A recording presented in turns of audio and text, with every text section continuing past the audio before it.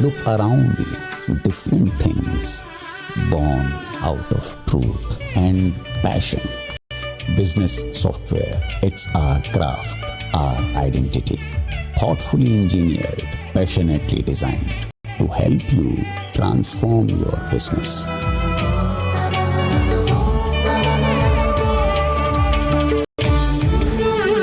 Zoho, made in India, made for the world. Axis Mutual Fund to talk about what he's making of the market right now.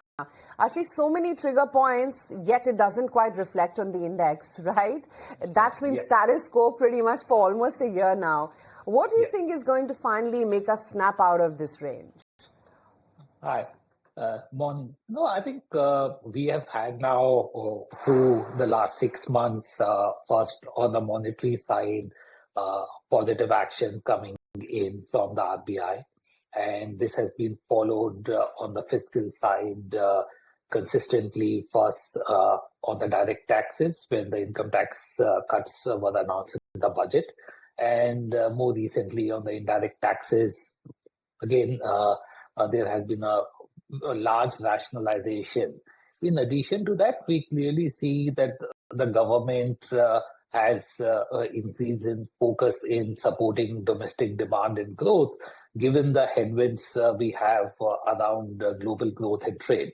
So I think all these are positive. What continues to weigh on the market really is, in my view, is that while the pace of earnings downgrades has reduced, we have not started to see upgrades.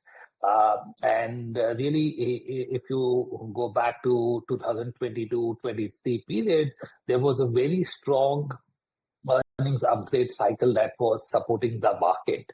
And I think we are hopeful that with the recent actions on the both monetary and the fiscal side, there should be some degree of earnings upgrade starting to come through. I think clearly the earnings downgrades have bottomed out. I think earning expectations for this year are now very achievable at about 10-11%.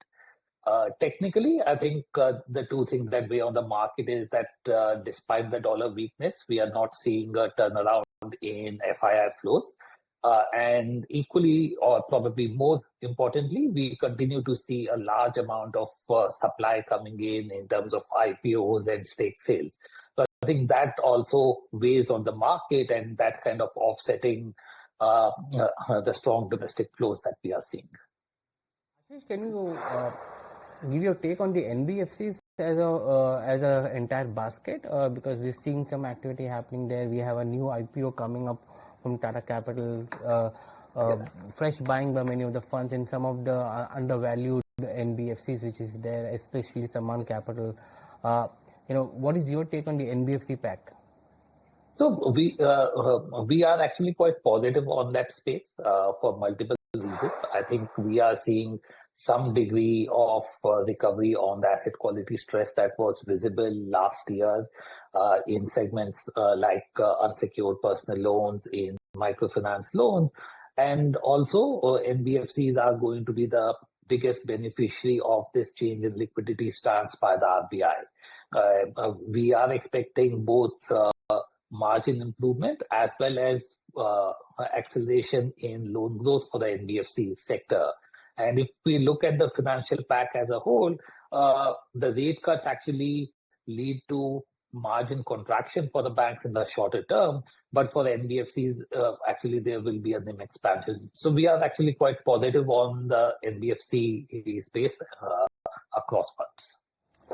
Hi Ashish, morning. This is Harsh here. Quick take with regard to when you see the reversal in FII flows, because that could be one trigger that could well drive stocks within BFSI as well as IT, because those are the largest in terms of weightages, and those are the sectors which are likely also seeing a bit of headwind with due to the flows and all that's playing out. Yeah, so I think it's actually been quite surprising this year. Typically, we have seen whenever there's a period of major dollar weakness, FII flows actually turned positive towards emerging markets, including India. We have not seen such a swing this year. Lot of flows continue to kind of go into the US market, or in other markets actually most of the flows continue to chase the AI plays. So even if you look at markets like China, Korea, Taiwan, who have been the better performers this year, most of the flows have actually gone into the names that are really AI beneficiaries or seen as AI beneficiaries.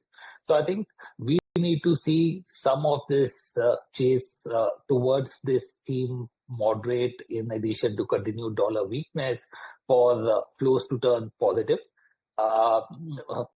In fact, one good sign I have recently seen is that in the last 3-4 months, FDI flows into India have started picking up. So while FII flows have not turned positive, FDI flows into India in the last 4 months have turned positive. But yeah, it's a $1 billion question. When do the FII flows turn positive?